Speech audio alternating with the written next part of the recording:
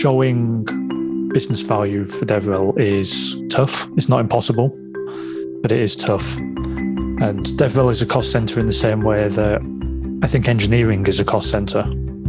We're not directly contributing to revenue like a sales team or a professional services team, but the business couldn't run without it. Welcome to the DevRel X podcast, the podcast brought to you from the DevRel X community and /data. This podcast is devoted to developer marketing, relations, and advocacy. I'm Stathis Georgakopoulos and I'm your host. In each episode, we welcome a guest from the developer marketing world to talk about best practices, lessons learned, how-tos, data, and share insights and experiences to help you boost your DevRel game and win developers' hearts.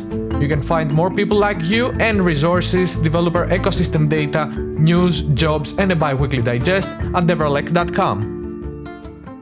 Hello, everyone, and welcome to a new episode of the DevRel X podcast. Let me welcome today's guest, Michael Heap, who is the Director of Developer Relations and Developer Experience at Kong. Michael, welcome to the show. Hey, Stathis. Thanks for having me on today. Real glad to be here. We're very glad to have you. So, tell us, as a child, what did you want to be when you grew up? So I was quite fortunate. I was exposed to computers fairly early on. I was generally much better at taking them apart than putting them back together. But it was always an interest of mine, just tinkering. And then over the years, I'd play like online JavaScript-powered games, right-click, view source. That was back in the days when you could actually read the source code of websites, work out how the Hangman game that I was playing actually worked. So I've always wanted to do something with computers. Nothing exciting like being an astronaut, unfortunately. There's nothing wrong with being attracted to computers, from a young age. I'm pretty sure your parents weren't really excited that you could take apart the computer very easily, but not really put it together. But, it's all part of tickling your curiosity, I guess. It definitely is. I'm much better at putting them back together today than I used to be, which is a good thing. Yeah, it's definitely a good thing for you. So, tell us a bit about your journey. What has your journey been like, from a kid watching the source code of websites, tearing computers apart, playing Hangman, all the way to leading developer relations and developer experience at Kong? So I actually, before I even got into engineering, I actually trained as a mountain expedition leader, taking out groups of children, hiking, mountain climbing, things like that. And it was actually a toss-up between doing that and going into software engineering. But software engineering, it paid better rather than working for the government. So I kind of landed on that route. And when I graduated with my degree, I went and worked at a startup and then another startup. And that's where I really learned and built my engineering chops. So I spent 10 years in engineering teams, working on tickets, building software, learning about infrastructure. But I started to get a little bit frustrated because I couldn't see what impact the work that I was doing was having. And I'd have all these ideas saying, hey, I should do this, I should do that. The company should do this. And I just couldn't get any traction until one day I was having a conversation. I worked for a company called DataSift, and we had an agile coach visiting us, and I was chatting to her and I was airing my frustrations. And she said, well, why does the business care? It was like a light bulb went off. And I suddenly started thinking, actually, she's right. All these proposals that I've got, they're technically the right way to do things. But at the end of the day, the outcome is the same. And all it does is cost us more money. And after that point, I started to think, okay, how can I align the work that I'm doing with the business? And that involved talking to customers. And that's kind of how I fell into developer relations. I've always enjoyed learning and teaching. And I've been speaking at conferences in my spare time. I think I've been doing it about 7 years before I even got into it officially. But then I worked in the DevRel team first as an individual contributor, then as a manager for the documentation, then a senior manager, and then I worked my way up to director, where it was a more product management focused role, focusing on all of the customer touch points. And that was at a company called Nextmo, which was acquired by Vonage. At that point, I found myself in product management. We built up a team of 45 people. And then I left for 6 weeks on paternity. And when I came back, everything was still working just fine. So I thought, well, my job here is done. And I went to do it all again. I want to do it at a smaller company, at a startup.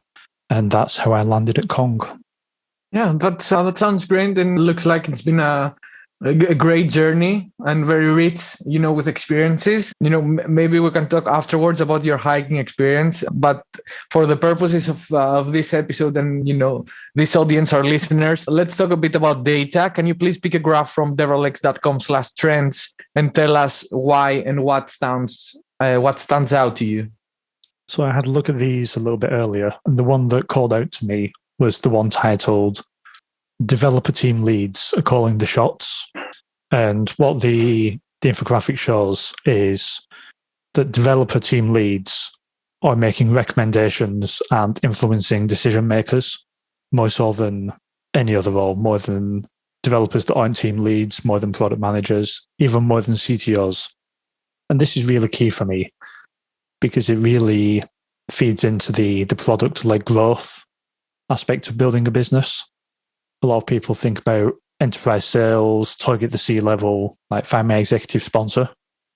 But more and more companies, the developers, the team leads are the ones making the calls on a day-to-day basis. So that's a really good way to get into a business with the new product. Yeah, that's true. And this is exactly how you described it. We're seeing from the data that, team leads are playing a huge role in influencing the decision-making process, especially when it comes to tools that their teams will use. So yeah, there's, for anyone who's interested in finding out more about this topic, there's also a webinar we did a while back. You can find it under devrelx.com and resources. It's a free webinar. So if you want to learn more about how developers are influencing buying decisions, feel free to check it out. And it's a great graph you picked, Michael, and it's really one of my favorites.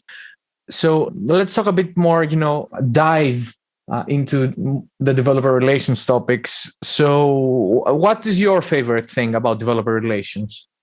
It's got to be the variety in the day-to-day.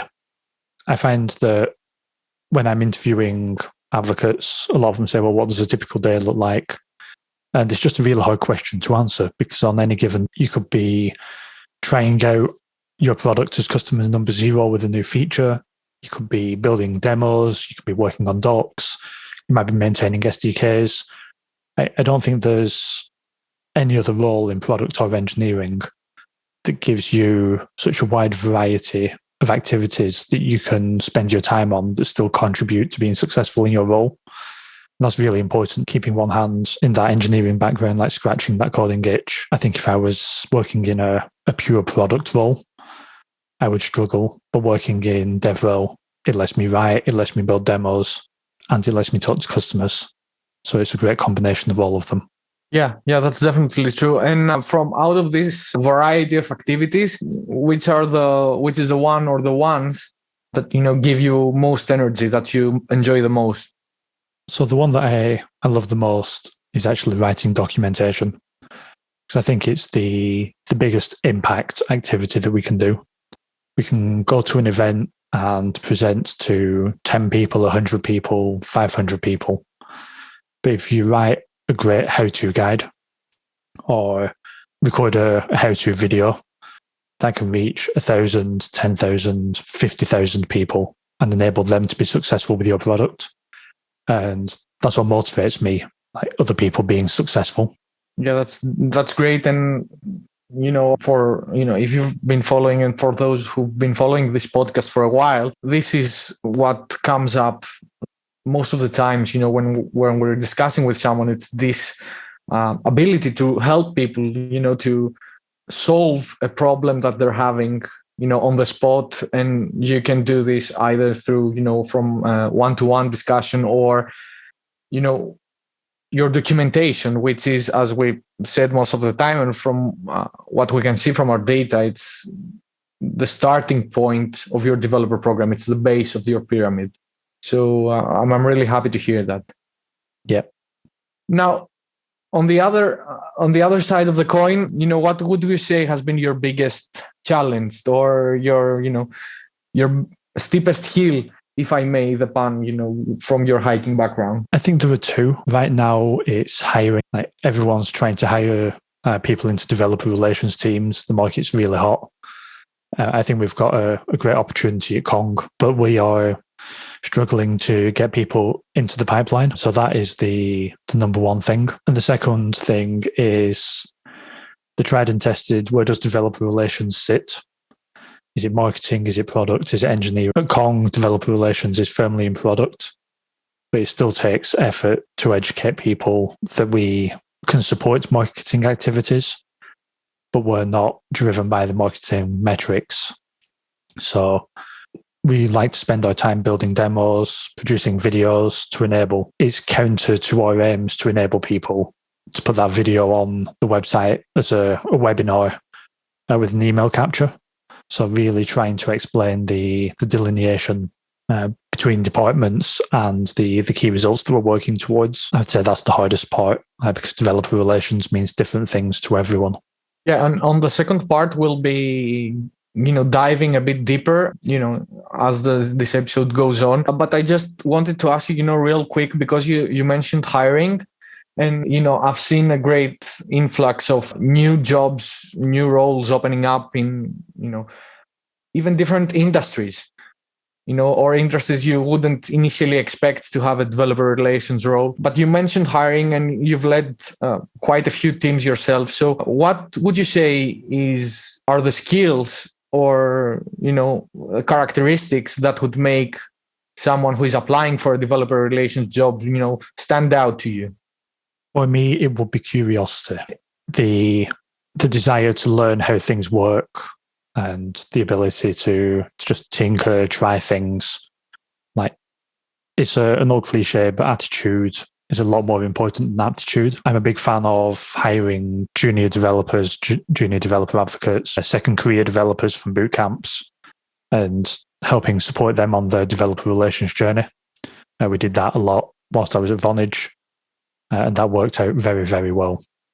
Great. Yeah, that's great. And I'll also make sure to add Kong's current openings in our DevRel X jobs portal. So, if anyone's listening and as a kid wanted to tear computers apart and, or try to figure out how things work, like Michael did, I'm sure curiosity is a big deal for you. So make sure you apply, I guess. Thank you. Would you say that developer relations is a cost center? Definitely. DevRel is one of those intangible things.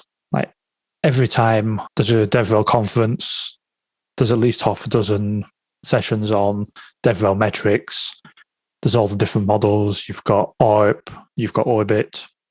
Showing business value for DevRel is tough. It's not impossible, but it is tough. And DevRel is a cost center in the same way that I think engineering is a cost center. We're not directly contributing to revenue like a sales team or a professional services team, but the business couldn't run without it. Imagine trying to sell a product that didn't exist because you didn't have an engineering team because you cut all your cost centers. DevRel is the same for me.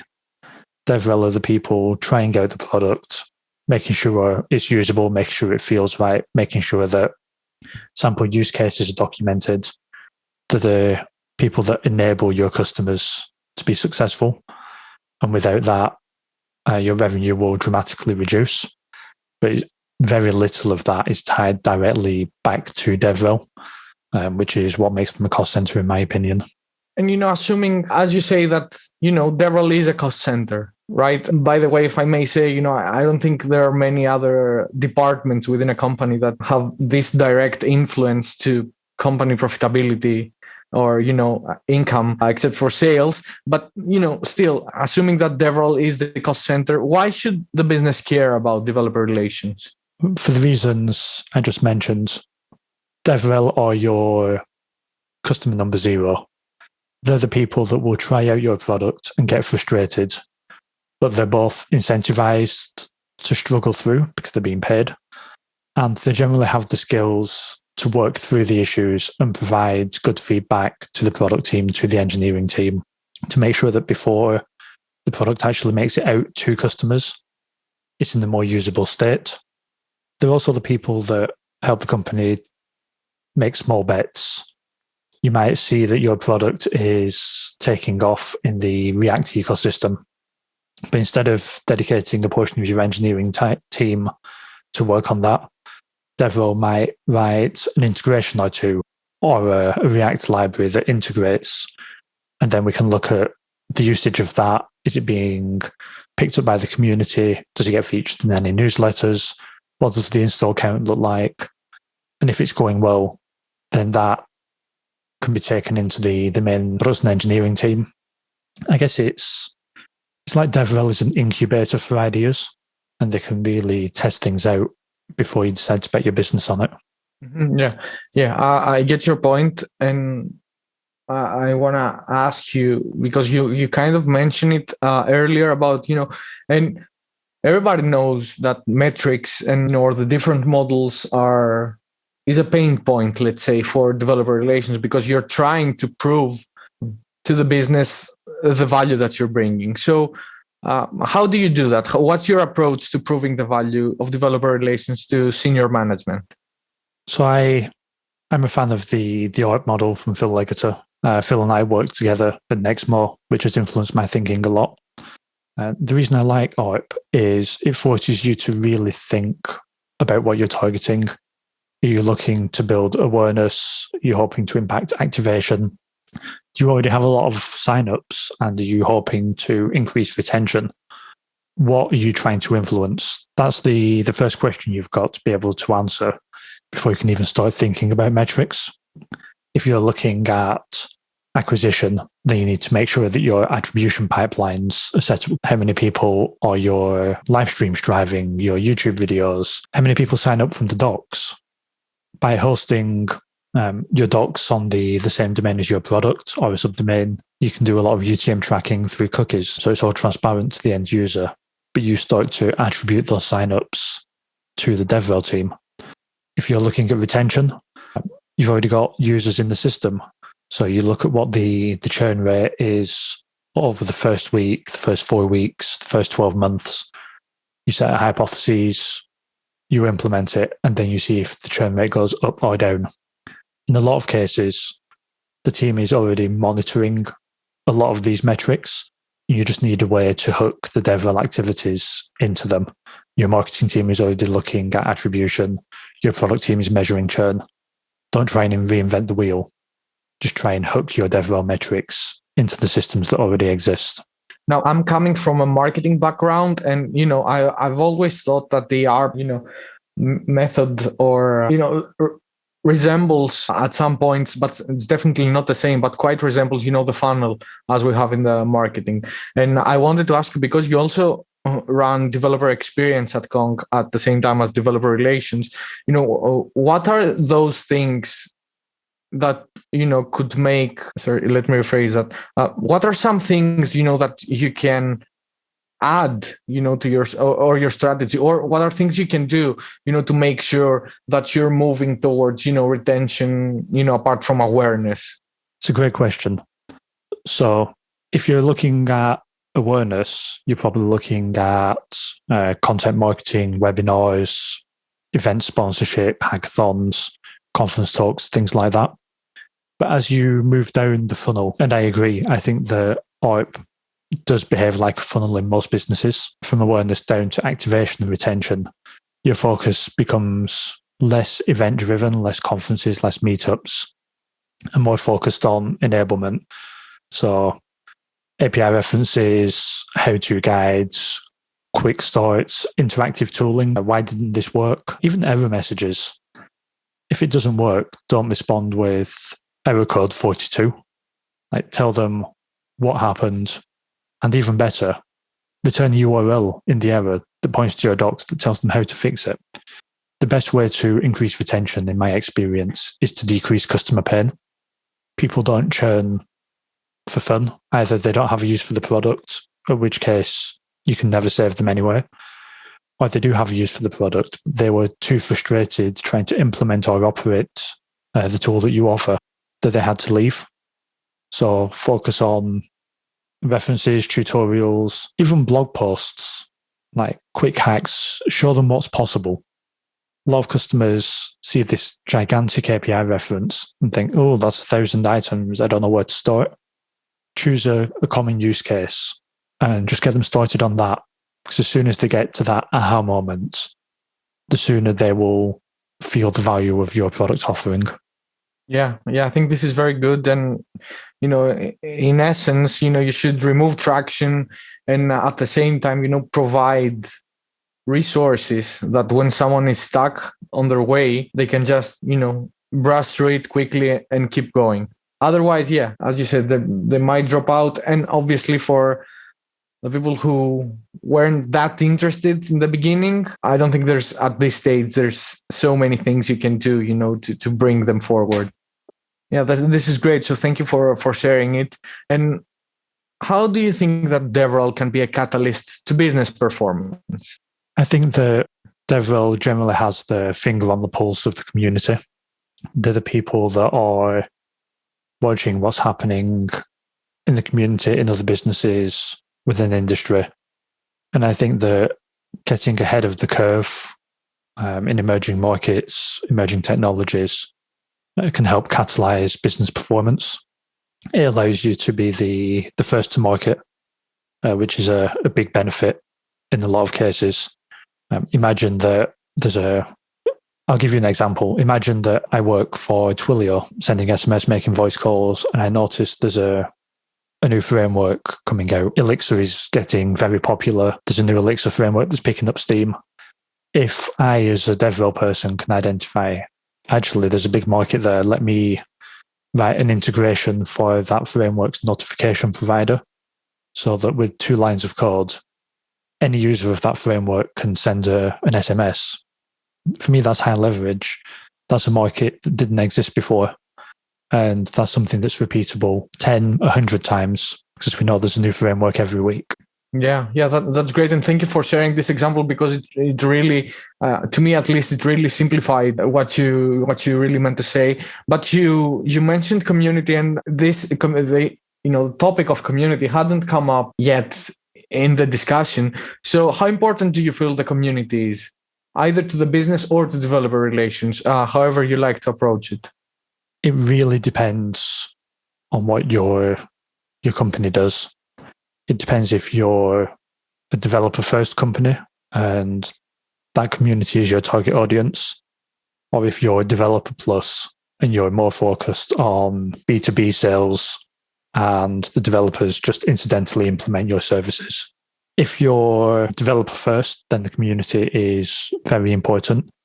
They're the people that you socialize your ideas with. They're the people that will be your early adopters. They're the people that will provide feedback when things don't quite go as planned. If you're running an open source project like we do here at Kong, they're the people that are actually contributing. They're the people that say, actually, I think this will be a great enhancement. Let me submit a pull request. They're the people helping drive your roadmap by saying, hey, we'd like to run our own performance tests. Would it be possible for you to refactor some of the performance testing code in Kong Gateway so that we can test our custom plugins with that? The community is really important for helping you define a roadmap, but also test those new features as they come out. Yeah, I agree, and thank you for making the developer plus or developer, led distinction, because this is also really important on the focus and the gravity, let's say, that the community can also have, to influence the product. Open source, as you said, obviously is heavily reliant on contributions, and therefore you should put your focus there too. So now, because we mentioned the role of developer relations, within the business, do you think that DevRel should be a standalone department? So my thinking on this has changed over the years. If you asked me 4 years ago, I would have said yes.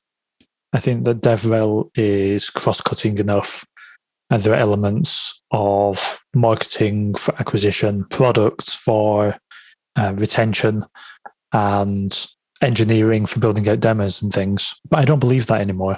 I think that DevRel should be very clearly aligned to a department. because that's how you stop a DevRel team being pulled in every direction.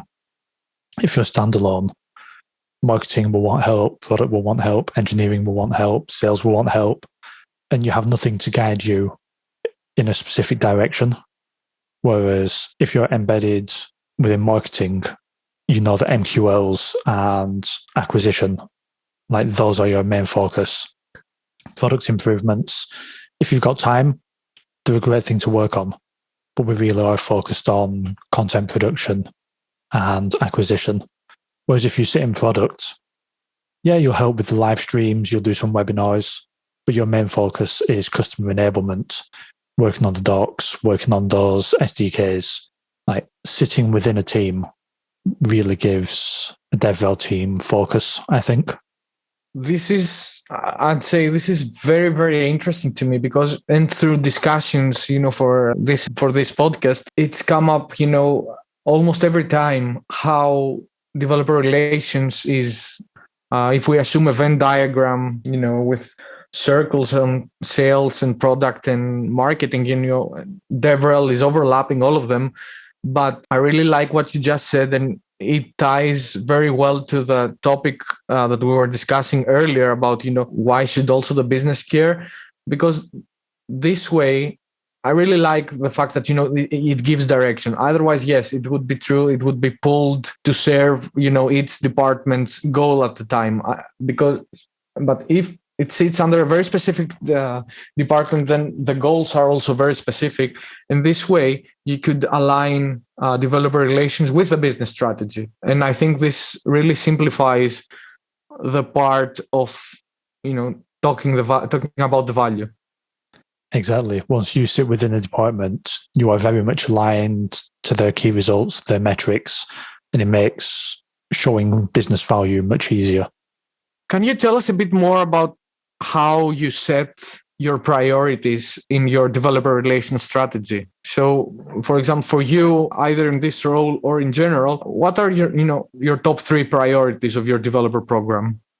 It's hard to answer that one without knowing more about the business context that you're in. But in general, priority number 1 is supporting the business roadmap and releases, making sure that how-to guides, new version, launch blog posts, like showcase videos, things like that get done.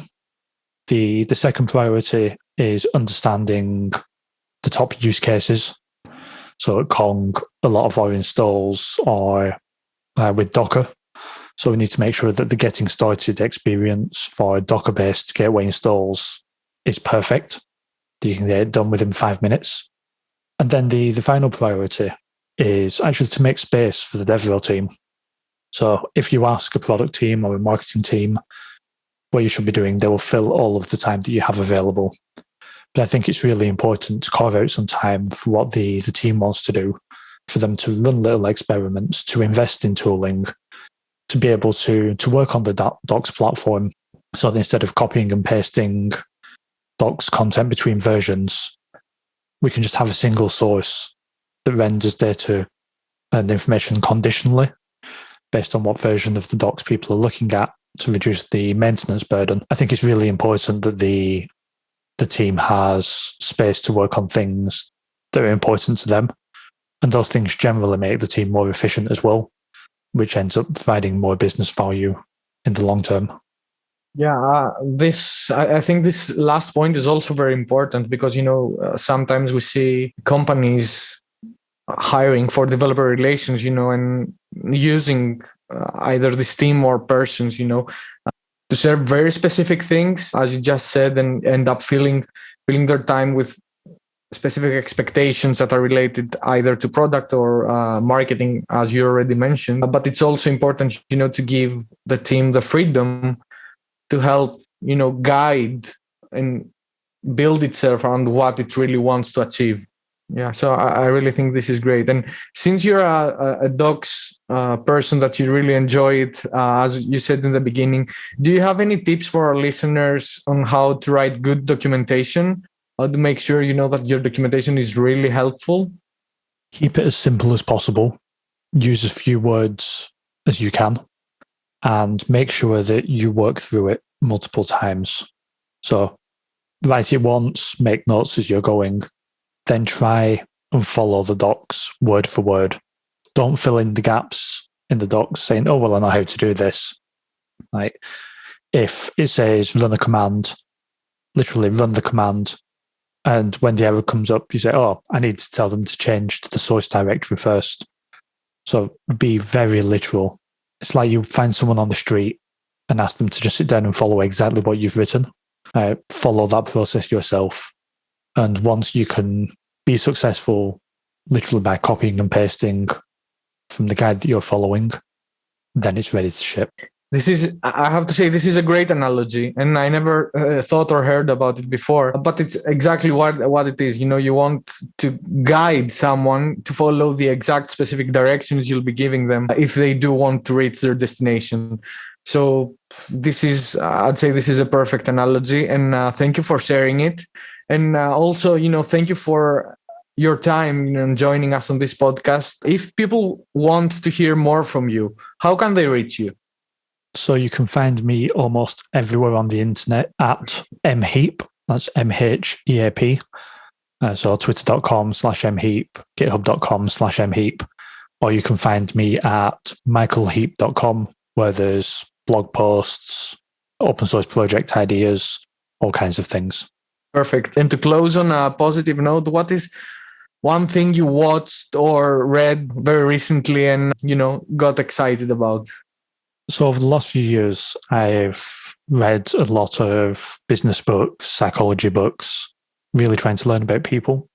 So one of my resolutions for 2022 was to read more fiction. And I've just finished a series called The Thursday Murder Club, which is about a set of 70-year-olds in a retirement home that set out to solve a murder. And it's just wonderful. It's very easy reading. It's a little bit too twee at times, but I've really enjoyed just switching off to a little bit of fiction. So that's the Thursday Murder Club.